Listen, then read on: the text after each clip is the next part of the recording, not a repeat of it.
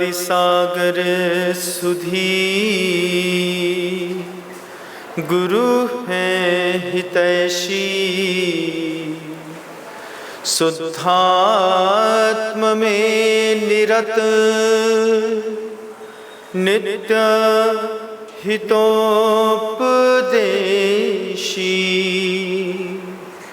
वे पाप ग्रीष्म ऋतु में जल है सयाने।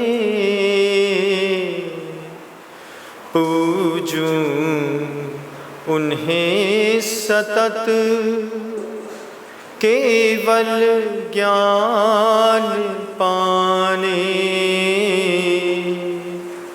पूजूं उन्हें सतत केवल ज्ञान पाने। अहिंसा परमो धर्म की परम पूज्य आचार्य भगवंत गुरुदेव श्री विद्यासागर जी महाराज की, वर्तमान आचार्य परमेष्ठी गुरुदेव श्री समय सागर जी महाराज की, समस्त मुनि संघ की।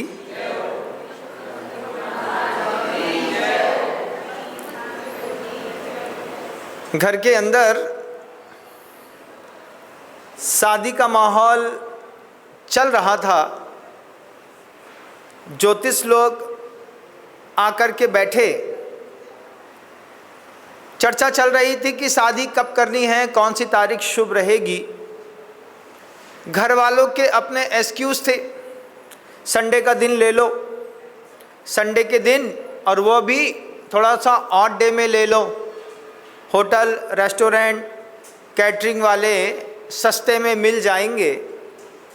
तो घर वालों की अपनी सोच थी। ज्योतिषाचार्यों ने देखा तो उसमें ये देखा कि संडे के दिन पंचक लग रही है। अब पंचक में तो कोई शुभ काम होता नहीं है। ज्योतिषियों ने मना किया। ज्योतिषियों ने कहा भाई पंचक में कोई भी शुभ काम नहीं होता। आप लोग पंचक समझते? क्या समझते हैं पंचक के बारे में? महाराज कुछ होता है, उसमें अगर कुछ काम हो तो भी घर के 5 लोग मरते हैं कम से कम। अगर पंचक में कोई मर जाए तो उसकी 13 तक पंचक में नहीं करी जाती, और अगर पंचक में कोई मर गया तो फिर 5 पुतले और बना करके रखने पड़ते हैं, तो उन्हें टुटका करना पड़ता है, तब जाके शांति बनती है। दुनिया में बहुत सारे लोग, मैं समझता हूँ करीब करीब सभी लोग पंचक को जानते होंगे। मरे में पंचक लगती है। 13 के समय भी अगर 13 पंचक में आ रही हो तो भी कहते हैं भैया इसको थोड़ा सा टाल के, पंचक टाल के काम करो। इधर शुभ काम करना हो तो भी पंचक लगती है। पंचक में शादी नहीं हो सकती, पंचक में लगुन नहीं हो सकती, पंचक में विदा नहीं हो सकती, पंचक में बेटी को लेने नहीं जा सकते, पंचक में कोई भी शुभ काम नहीं होता। ये बात अमरकंटक में गुरु जी को हम लोग मिलकर के बता रहे थे। आचार्य जी बड़ा सुन रहे थे, अच्छा पंचक में विवाह नहीं होता, अजीब। आचार्य जी ऐसे बोल रहे थे, उनको बड़ा आश्चर्य लग रहा था। आचार्य, अब हम लोग तो थे छोटे छोटे, अब हम लोग और बताएं। आचार्य जी आश्चर्य करें तो और लगे कि इनको नहीं पता तो अपन और बता दो, और बताएं। आचार्य जी पंचक में मिट्टी का वो नहीं उठाते, मतलब अगर कोई मर जाए तो उसमें 5 पुतले बना के रखने पड़ते हैं। अच्छा 5 पुतले रखने पड़ते हैं?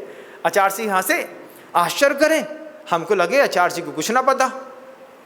फिर आचार्य जी से कहा, आचार्य जी पंचक में शादी भी नहीं होती। अच्छा शादी भी नहीं होती यहाँ पे? हमने कहा आचार्य जी को पंचक के बारे में कुछ भी नहीं पता है। फिर पंचक के बारे में जितनी जानकारियाँ हो सकती थी 15 मिनट के अंदर सारी जानकारियाँ 5, 7, 8 साधु ने मिलकर के आचार्य जी को बता दी। आचार्य जी मुस्कुरा के बोलते हैं, आप लोगों को तो ज्योतिष और पंचक के बारे में बहुत आता है। हमने कहा आचार्य जी आप नहीं जानते? मुझे कुछ ज्ञाति नहीं है, मैं तो समझते नहीं कि पंचक होती है, मैं तो गुरुवार शनिवार चलता हूँ, बस हो गया। आचार्य जी का 2 ही दिन था प्रसिद्ध, कोई भी अच्छा काम करना है या तो गुरुवार को कर लो या शनिवार को कर लो। 2 दिन प्रसिद्ध थे गुरु जी के दिमाग में, और वो 2 दिन हम लोग के दिमाग में भी प्रसिद्ध हो गए। कोई भी अच्छा काम करना है गुरुवार को कर लो, नहीं तो शनिवार को कर लो। अब ऐसे हुआ, मैं अभी पिछले साल बागीदौरा में प्रवेश कर रहा था। प्रवेश करते के दिन शनिवार पड़ा तो हमको देख करके कि मैं शनिवार को प्रवेश कर रहा हूँ, 2-3 संघों ने अपनी अपनी जगह और प्रवेश कर लिए। प्रवेश करते साथ ही उनका काम बिगड़ गया, हमारा बन गया। हमसे फ़ोन लगा करके किसी ने पूछवाया, क्यों भैया तुमने शनिवार को प्रवेश किया? शनिवार को तो पंचक लगी थी। हमने कहा शनिवार को पंचक लगे हमको क्या फ़र्क पड़ता है पंचक से, जब हमारे गुरुजी को ना पड़ा। हमारी तो पंचायत बहुत अच्छी हुई और शनिवार को प्रवेश किए, हमारा काम हो गया। अब हमको शनिवार फल रहा है, सामने वाले को पंचक दिख रही है। आचार्य जी को हम लोगों ने पंचक के बारे में सब बताया। आचार्य जी बहुत अच्छे से सुन लिए, सुन करके थोड़ी बहुत वैयावत्ती करी और गुरुजी नीचे जाकर के बैठ गए। प्रवचन के पहले आचार्य जी की पूजा हुई, पूजा के बाद गुरु जी का प्रवचन हुआ। तो जो गुरु महाराज ने प्रवचन में बोला, बस वही बात मैं आपके सामने रखने जा रहा हूँ। मेरा एक भी शब्द इसमें नहीं है।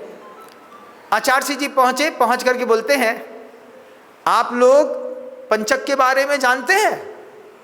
जनता ने 90% लोगों ने हाथ उठाया, हाँ आचार्य जी पंचक के बारे में जानते हैं। मुझे तो आज ही ज्ञात हुआ कि पंचक नाम की कोई चीज़ होती है। सबको, अब जनता को हुजूम आ गया। जनता को लगा हम भी बता दें आचार्य जी को कि पंचक में ऐसा होता है, ऐसा होता है, ऐसा होता है। आचार्य जी बोलते हैं, हम समझ रहे हैं आपके मन के अंदर पंचक को लेकर के तरह तरह के प्रकल्प होंगे, लेकिन हमारे मन के अंदर भी एक पंचक है। हम उस पंचक की बात करेंगे, आप हमारी पंचक को सुनो। जिस पंचक में एक भी शुभ काम नहीं होता। किसी के भी जीवन में अगर वो पंचक लग जाए तो उस पंचक के लगने के बाद वो जीवन में कभी कोई शुभ काम नहीं कर पाता। अभी तक तो लग रहा था कि आचार्य पंचक के बारे में कुछ जानते नहीं, और जैसे ही नेहले के ऊपर इक्का रखा तो हमको लगा फालतू में इतना बताया आचार्य जी को। उनके बारे में उनको सब पता रहता है, और आचार्य का तो गुण ही है, आचार्य की खासियत है। इनके साथ सबसे बड़ा एक सौंदर्य है गुरुओं का, प्राग्ञ प्राप्त समस्त शास्त्र हृदय। कोई भी दीक्षार्थी होता है, कोई भी भव्य होता है, जब वो दीक्षा लेना चाहता है तो दीक्षा लेने से पहले अपने गुरु के अंदर ये गुण ढूंढता है। इसको देखिएगा, मान लीजिए मुझे दीक्षा लेनी है, मैं किससे दीक्षा लूँ? अरे किसी से भी ले लो महाराज। ऐसा कैसे ले ले? अरे गेरे नत्तू खेरे, ऐसे थोड़ी होता है। कैसे होता है महाराज? होता है, आचार्यों का एक गुण है, गुरु जो भी बनेगा उसके अंदर ये गुण होते हैं। कौन से होते हैं? प्राज्ञ, अतिशय विद्वान होता है वो व्यक्ति। शिष्य गुरु की परीक्षा करेगा, पहले शिष्य तय करेगा कि हम इनके साथ रह तो रहे हैं, लेकिन इनसे दीक्षा लेनी है कि नहीं लेनी।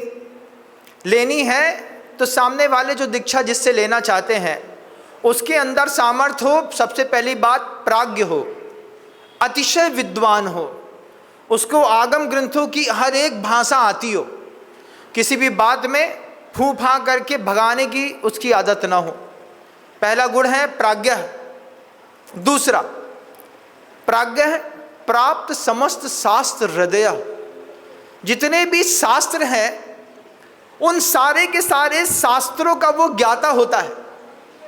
एक बार आचार्य जी ने कहा कि अहिंसा के पट्टे पर बैठ करके अगर कोई हिंसा का उपदेश देगा तो वो साधु नहीं हो सकता। बहुत बड़ी बात गुरु महाराज ने कह दी। सिंहासन अहिंसा का पट्ट होता है, उस अहिंसा के पट्ट पर बैठ करके हिंसा का उपदेश नहीं दे सकता, मारो कूटो की भाषा नहीं बोल सकता। पहली बात प्राज्ञ है, अच्छा विद्वान, प्राप्त समस्त शास्त्र हृदय, जितने भी शास्त्र हैं, ग्रंथ हैं, वे सारे ग्रंथों का ज्ञाता होता है। तीसरी बात, प्रव्यक्त लोक स्थिति, लोक की स्थिति का भी जानकार होता है। क्या घट रहा है, कहाँ पे क्या हो रहा है, कैसे होता है।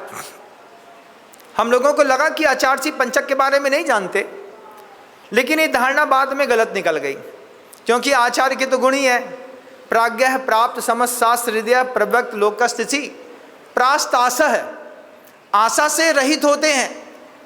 शिष्य को दीक्षा देते हैं, कभी नहीं सोचते कि ये शिष्य कभी हमारे काम आएगा। जैसे कुम्हार घड़ा बनाता है, घड़े बनाने के बाद कुम्हार कभी उस घड़े का पानी नहीं पीता, उठा करके बेच देता है, चल तेरे अंदर जितना हम पुरुषार्थ कर सकते थे किया, तू बाजार में जा। आचार्य कभी भी अपने शिष्य से आशान्वित नहीं होते, वे कभी नहीं सोचते कि ये शिष्य भविष्य में मेरे काम आएगा। और इस बात को मूलाचार में भी बहुत अच्छे तरीके से लिखा है, कहा है, जो गुरु अपने शिष्य के ऊपर डिपेंड हो जाता है, शिष्य उसके लिए परिग्रह हो जाता है। आचार्य दीक्षा देते हैं, शिक्षा देते हैं, पोषण करते हैं, स्वतंत्र कर देते हैं, तुम जाओ अपना कल्याण कर लेना, इतना ही बहुत है। प्रास्तास है, आशा से रहित। प्राज्ञः प्राप्त समस्त शास्त्र हृदय प्रव्यक्त लोक स्थिति प्रास्तास है, प्रतिभा पर है प्रशमवान, प्रतिभा पर होते हैं। उनकी प्रतिभाओं को देख करके गृहस्थ को लगता है कि इनके पास कैसी सामर्थ्य है, प्रतिभा पर है प्रशमवान।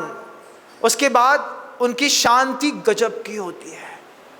कोई भी दीक्षार्थी दीक्षा लेगा, अपने गुरु में देखेगा इनमें उद्वेग कितनी जल्दी आता है, तो वो भी उंगली करके देखता है गुस्सा होते कि नहीं। लेकिन अगर प्रशमवान, तो आदमी को लगता है कभी हमसे गलती हो जाएगी तो ये संभाल लेंगे। प्रशमवान प्रागेव दष्टोत्तर, कोई कुछ प्रश्न पूछेगा उसके पहले उनको उसका उत्तर पता है। तुम खड़े हुए, हम जानते हैं तुम्हारा मेंटल लेवल कितना है, तुम क्या पूछोगे, तुम्हारे पूछने से पहले हमारे दिमाग में उत्तर आ जाए। इसको गुरु बनने की कला में माहिर लोगों के साथ ऐसा होता है। प्रागेव दष्टोत्तर है, प्रास्तास है, प्रतिभा पर है प्रशमवान, प्रागेव दष्टोत्तर प्रायः प्रश्न सह, कोई कुछ पूछे तो आवेग में नहीं आते, शांत। आपने पूछा है, हाँ, इसका उत्तर आगम ग्रंथों में ऐसा लिखा है, बहुत सहजता में जवाब।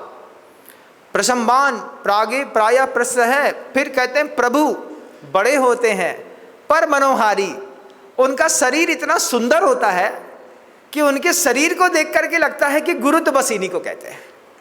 शब्द है पर मनोहारी, परानिंद्या, और कभी अपने मुख से किसी की निंदा नहीं करते। शिष्य अपने गुरु में इतनी चीज ढूंढता है, बंधुओं, इतनी चीज होगी तो दीक्षा लूंगा, नहीं तो नहीं लूंगा, और नहीं तो हाथ जोड़े अपन चले वहां, कहाँ, जहां पर ये सारे गुण मिलेंगे हम उससे दीक्षा लेंगे। क्योंकि दीक्षा लेना सिर्फ आधे घंटे का खेल नहीं, आधे घंटे के बाद जिंदगी भर का खेल है, और उसको संभालना बड़ा कठिन होता है, गुरु ही संभाल पाते हैं। अब वो गुरुदेव सब चीज में माहिर थे।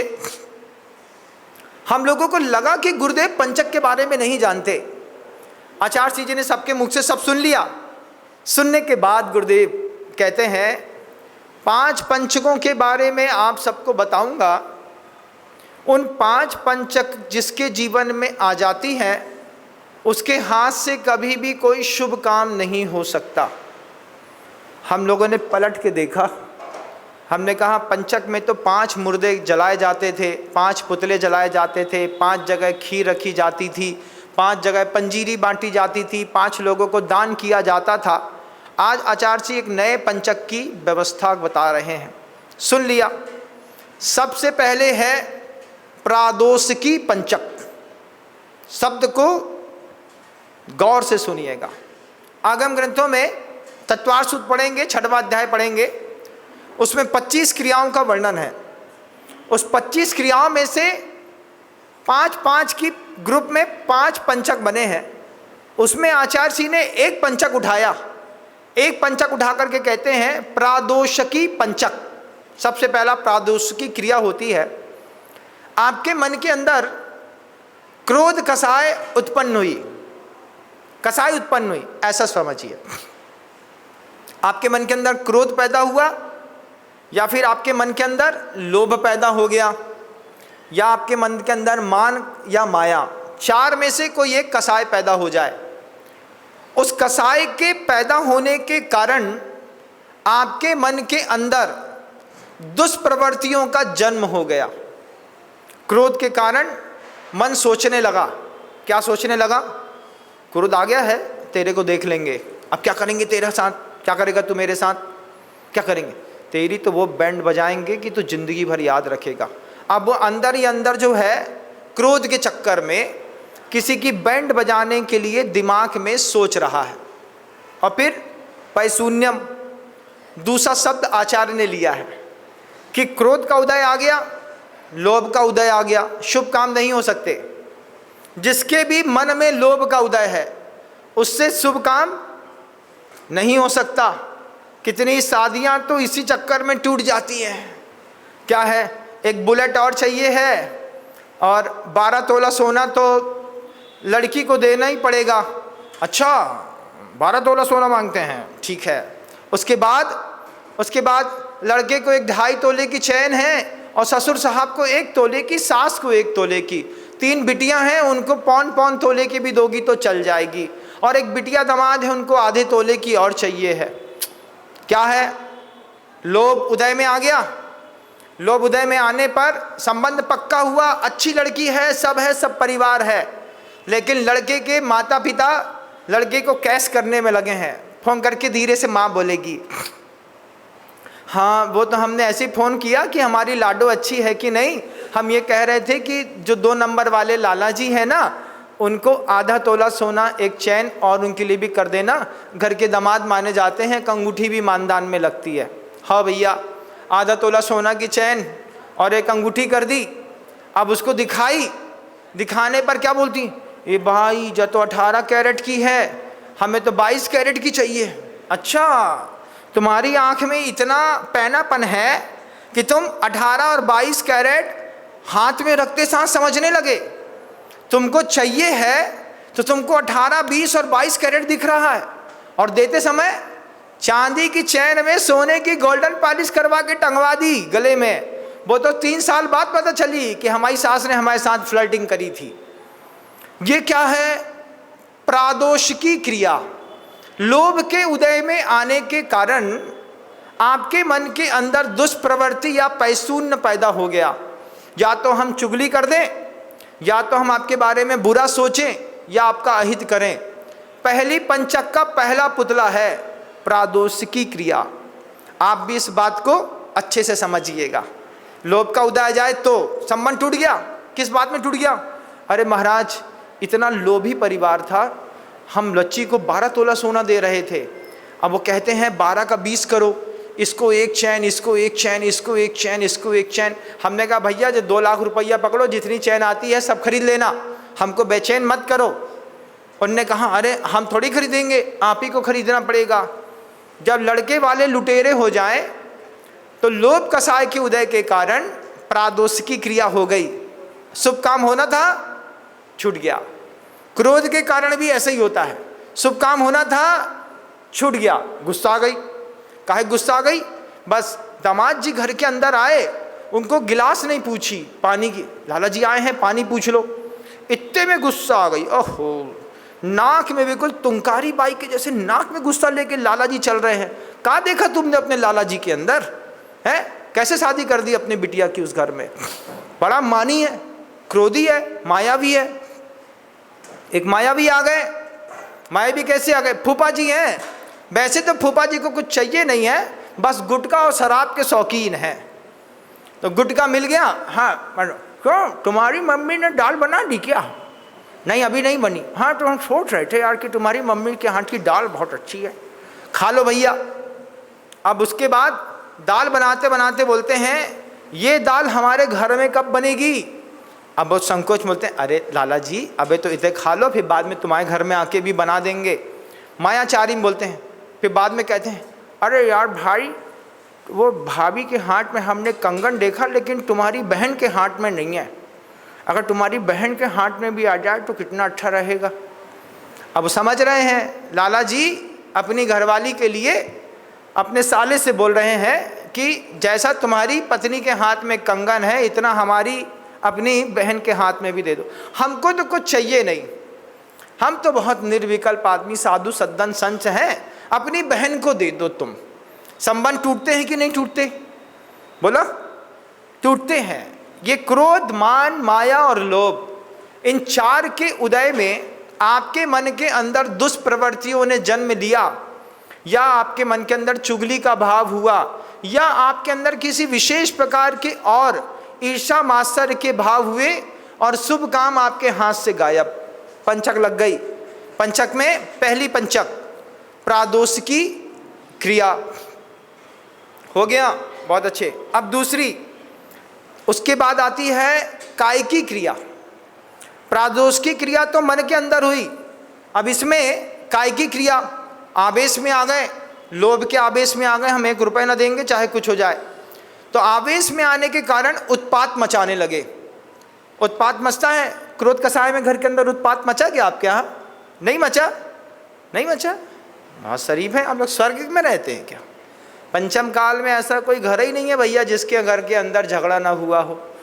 आवेश में आकर के कितने ही बड़े आप धर्मात्मा हो, घर के अंदर ट्रांजिस्टर है, टीवी है, दरवाजा है, कांच है, फट फोड़ दिया, भाई को फोड़ दिया। आवेश में आकर के कायिकी क्रिया हो गई।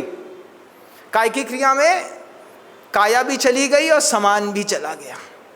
कायिकी क्रिया कैसी आ गई? गुस्सा आ गया, ब्लेड उठाई, 1 2 3 4 5 6 7 8 9 10 11 12 14 15 18 20 अपने ही हाथ में छील लिया और ऐसा खून दिखा के बोलते हैं अभी रिपोर्ट करूंगी ना तो 7 साल के लिए अंदर हो जाओगे। हाँ भैया, आज के बाद हम तुम्हारे घर में कभी आएंगे ही नहीं।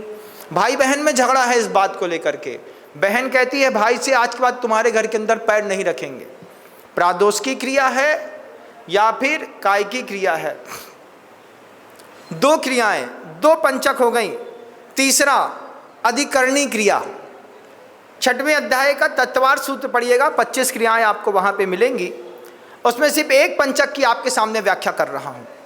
अधिकरणी क्रिया, अब उसको प्राप्ति का, मारने का, सल्टाने का उपाय संयोजना इकट्ठी करने लगो। संयोजना कैसी इकट्ठी? लोभ के आवेश में आ गए तो लोभी के बगल में जाकर के बैठेगा, जैसे दारूखोर के बगल में बैठता है। ट्रेन में जाकर के बैठिए और गुटखा खाने वाले को जैसे कंपार्टमेंट में बैठेगा वैसे ही कौन गुटखा खाता है ऐसा ये मिल गया और उसकी बराबर पैनी दृष्टि होती है, जेब में नज़र डालेगा, ऊपर से अंदाजा मार देगा गुटखा तो रखा है, और फिर धीरे से प्यार से बोलेगा क्यों भाई कुछ है क्या? अब कुछ है क्या? तो बस दोनों साड़ू मिल गए। अब इन साड़ुओं की जात धर्म कुछ नहीं है, उसकी जात भी नहीं पूछी, बस तलब लगी है क्यों भाई है क्या? है ना सेठ? मचकेगा, हाँ ऐसा छानेगा, उठाए। बहुत देर से सोच रहा था। क्या सोच रहे थे?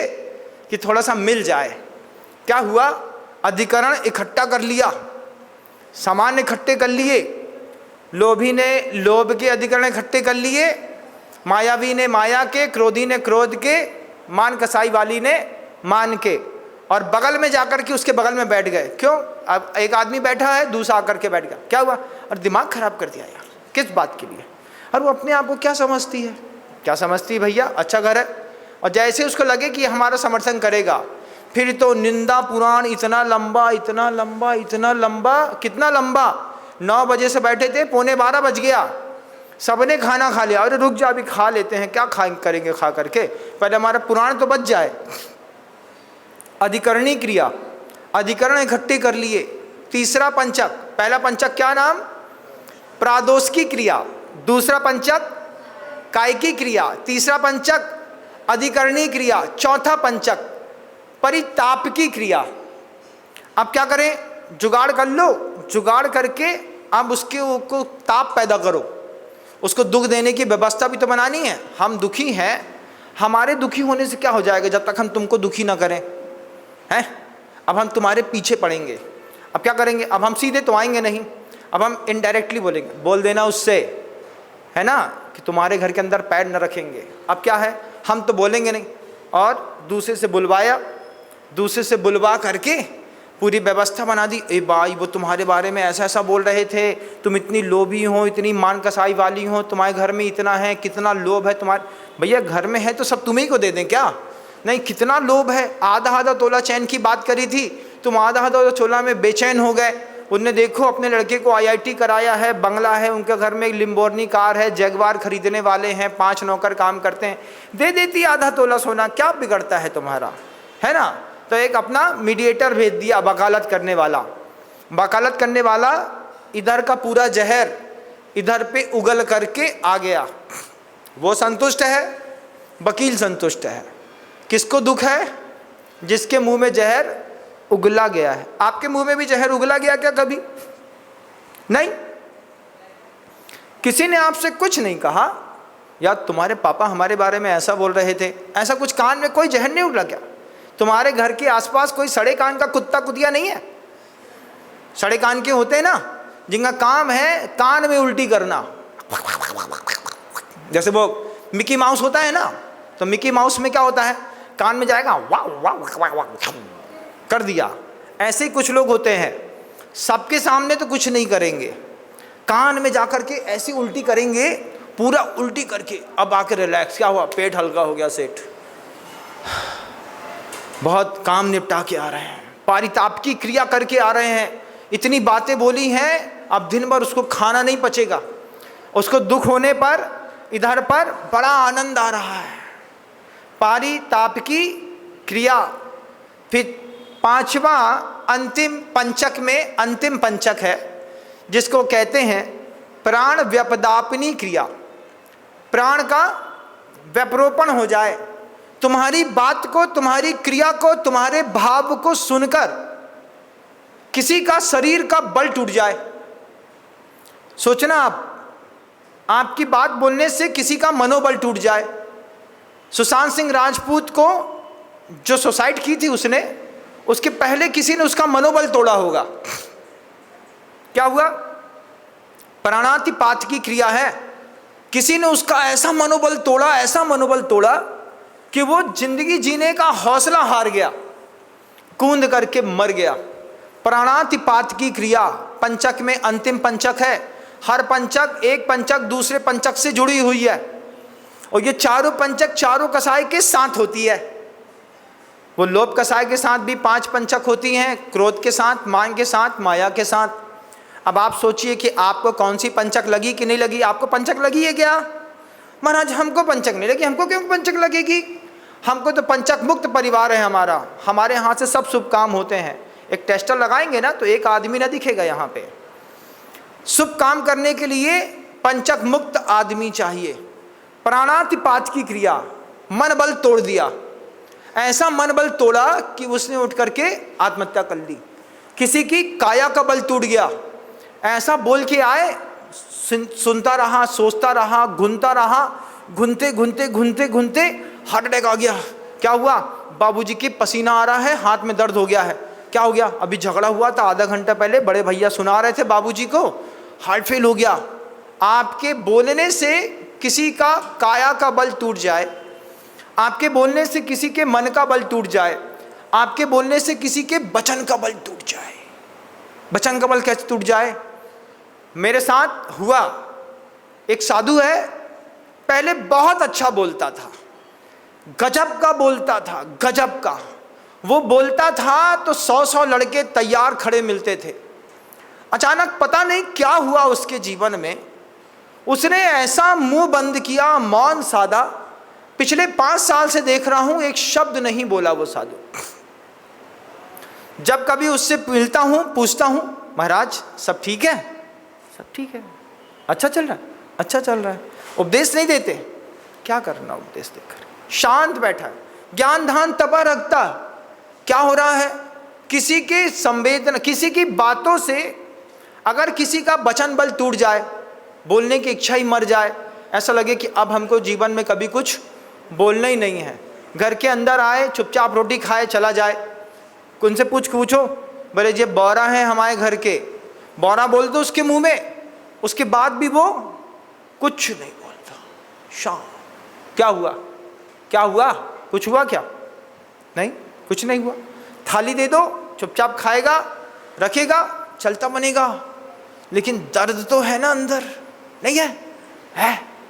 पहले तुम मुस्कुराती थी, हंसती थी, खूब चहकती थी, फुदकती थी, अचानक क्या हुआ? तुम बिल्कुल सरल सीधी और आदर्श हो गई। कुछ नहीं, किसी ने हमारा वचन बल तोड़ दिया। ये प्राणातिपात की क्रिया है। कई बार माता पिता अपने बच्चे का बल तोड़ देते हैं, बच्चे का मन बल तोड़ देते हैं, कई बार वचन का बल तोड़ देते हैं, कई बार काया का पूरा बल तोड़ देते हैं। बोलो तुम्हारे घर का बच्चा तुमसे बात नहीं करना चाहता, क्यों नहीं करना चाहता? वचन बल तोड़ दिया हमारे माता पिता ने। हम कुछ भी बोलते हैं, बोलने से पहले ही बोल देते हैं मुंह बंद रखा करो, चुप रहा करो, डांट दिया, कहीं कुछ कह दिया, बच्चे का वचन बल तोड़ दिया। प्राणातिपात की क्रिया हो गई। 3 बल टूट जाएं, 5 इंद्रियां आदमी की अपना स्थान छोड़ दें, 5 इंद्रियों के सेंसेस लॉस होने लगें, उसके बाद काया का बल, मन का बल, वचन का बल, आयु छूट जाए। जी सकता था 80 साल, 90 साल और 20 साल और 100 साल भी जी सकता था, लेकिन हमने ऐसा बोला, ऐसा बोला, ऐसा टॉर्चर किया, ऐसा टॉर्चर किया, ऐसा काम किया उसके लिए कि 90 साल जीने वाला 75 साल में मर गया। ये क्या किया? ऐसे शब्द से हमने सामने वाले के काया का पूरा बल ही तोड़ दिया। प्राणातिपात की क्रिया, पहली प्रादोष की क्रिया, दूसरी काय की क्रिया, तीसरी अधिकरणी क्रिया, चौथी कौन सी क्रिया? चौथी परिताप की क्रिया और 5वीं प्राणातिपात की क्रिया। आचार्य जी कहते हैं ये पंचक तो सलट जाएगी जो आप लोग हमको बता रहे हैं, लेकिन ये पंचक किसी के मन में, तन में, वचन में लग गई तो वो जहाँ जाएगा वहीं अशुभ होता चला जाएगा। लोभी व्यक्ति दुनिया में कहीं चला जाए, वो लोभ ही लोभी को बढ़ाता है। दान देने वाला बगल में खड़ा होगा, बगल वाला फोन करके बोले बच्चा बड़े दानदाता बन रहा है, चुप बैठो शांति से। क्यों भाई? काहे के लिए? लोभ कसाय अपना काम कर रही है, अशुभ होना तय है। क्रोध कसाय अपना काम कर रही है, अशुभ होना तय है। गुरु महाराज सुबह सुबह के उद्बोधन में सबको ये पंचक के बारे में बता रहे थे। मैंने भी वो पंचक बहुत अच्छे से दिमाग में रख ली। हमने कहा फिर बाद में जब पूरा काम हो गया, गुरुजी के प्रवचन हो गए, ईरापद भक्ति में आहार के बाद हम लोग पहुँच करके गुरुदेव से कहते हैं, हमने कहा आचार्य जी हमको लग रहा था आप पंचक के बारे में नहीं जानते, लेकिन आपके तो अलग ही पंचक निकली। आचार्य जी बोलते हैं तुम्हारी पंचक में और हमारी पंचक में अंतर तो होगा ना महाराज। आपकी पंचक संसार वाली पंचक है, मेरी आगम वाली पंचक है। आचार्य गुरु दादा गुरु ज्ञान सागर जी महाराज जी ने शुरुआत में समझाई थी, ये पंचक के कभी मुंह मत लगना। क्या नहीं करना? क्रोध के कभी मुंह मत लगना, लोभ के मुंह मत लगना, ये मुंह पकड़ती नहीं है, मुंह तोड़ देती हैं। मान कसाय के मुंह मत लगना, मान कसाय मुंह तोड़ देती है या तो तुड़वाई देती है। क्रोध मान माया के लोभ के मुंह मत लगो। महाराज वो तो अपने आप चिपक जाती है। आचार्य जी बोलते हैं ऐसा होता ही नहीं है। कैसा होता है? किसी भी कसाय के उदय में आने से पूर्व में माहौल बनता है, बिना माहौल बनाए कोई कसाई उदय में नहीं आती। आप जब कभी भी 4 कसाई के किसी के भी मुंह लगेंगे, अभी भी आप किसी ना किसी के मुंह तो लगे होंगे, नहीं लगे? चारों कसाई शांत बैठी तुम्हारी, इतने सीधे ना, इतने सीधे नहीं। वो तो महाराज माइक नहीं है हमारे पास, इसलिए आप बोलो हम सुन रहे हैं, लेकिन माइक आए तो हम बता दें कि माया कसाय की परिभाषा क्या होती है। कई ऐसे भी गृहस्थ हैं जो साधु से भी अच्छे वक्ता हैं। एक बहुत अच्छे वक्ता हैं इसी आपके जयपुर शहर के दिनेश कुमार जी पापड़ीवाल। पापड़ीवाल परिवार है, आएंगे, ऐसा गजब का ज्ञान देता है वो आदमी, भगवान ये तो सब बेकार ही है, इनका तो सब ऐसे ही है, ये सब मर करके कहाँ जाएंगे, मुझे तो चिंता होती है कि इनकी पर्याय ना बिगड़ जाए। हमने उनसे कहा, दिनेश जी पापड़ीवाल से, हमने कहा तुम मुनि बन गए होते तो गजब की प्रभावना करते। बोले नहीं, अभी तो मैं मुनियों को ज्ञान देता हूँ। हमने कहा हाँ तुम आ जाओगे और हमारे ज्ञान में ज्ञान दे दोगे। वैसे वो ज्ञान नहीं देते, वो दान भी करते हैं। वही पापड़ीवाल परिवार है जिन्होंने निर्विकल्पता सहृदयता के साथ दौलत जी पापड़ीवाल, अरुण जी पापड़ीवाल, दिनेश जी पापड़ीवाल, प्रिया जी, उनके घर के रहने वाली सहधर्मिणी अमित जी पापड़ीवाल, इन्होंने मेरे अभी 2-2.5 महीने के प्रवास में 2 करोड़ रुपए से ऊपर की नगद राशियां दान की हैं आचारसीसी से जुड़े हुए प्रकल्पों के लिए। लेकिन 2 करोड़ रुपए से ऊपर की नगद राशियां जब भी आए एक झोला लेकर के आ जाएं, महाराज पहुंचा दीजिएगा। हाँ भैया व्यवस्थित लगा देता हूँ, इसको यहाँ इसको यहाँ। बस लगी, उनके माध्यम से सारी क्लासेस अच्छी हुई, उनके माध्यम से बिल्डिंग बन गई, उनके माध्यम से बच्चियाँ पढ़ गई, उनके माध्यम से। हमने उनसे पूछा इतना पैसा दान देते हैं, क्या लगता है, क्या लगता है महाराज, सही बताएं? हमने कहा सही बोलना, झूठ मत बोलना। तो दिनेश जी पापड़ीवाल हमसे कहते हैं इतना देने के बाद भी लग रहा है कि हम आपको ठग रहे हैं। हमने कहा इतना दान देने के बाद? बोले महाराज दान तो हम इसका 100 गुना दे सकते हैं, लेकिन आप इतने ही में संतुष्ट हो गए। तो हमने कहा इससे ज़्यादा दान मत दो क्योंकि आप संतुष्ट हो गए। हमने कहा अच्छा फिर? बोले दे तो और सकते हैं, लेकिन जब भी आपकी दान की पूर्ति करते हैं तो मन के अंदर बस ऐसा लग रहा है कि ठग रहे हैं साधु को, इससे ज़्यादा दिया जा सकता था, तुम दे नहीं रहे। गृहस्थ भी अच्छा उपदेश देना जानते हैं बंधुओं, बहुत अच्छा उपदेश देना जानते हैं, ऐसा समझाते हैं। कई बार मेरे लिए प्रवचन का टॉपिक भी उन्हीं के माध्यम से मिल जाता है। ये तो पंचक का दिन था, आप भी दुनिया भर के सारे काम अशुभ शुभ देख करके करते हैं, पंचक देख करके करते हैं। अपने दिमाग में आचार्य श्री जी की पंचक और रखिएगा, आपकी पंचक में और गुरुदेव की पंचक में अंतर है। कभी भी कोई भी शुभ काम करना हो, जब तक आपका अंतर्मन इन 5 पंचकों से दूर नहीं होगा, आपके हाथ से शुभ काम हो नहीं सकता। आप शुभ काम कर पाएँ, पंचक मुक्त हो पाएँ। शब्दों को विराम देता हूँ। गुरुदेव श्री विद्यासागर श्री महाराज।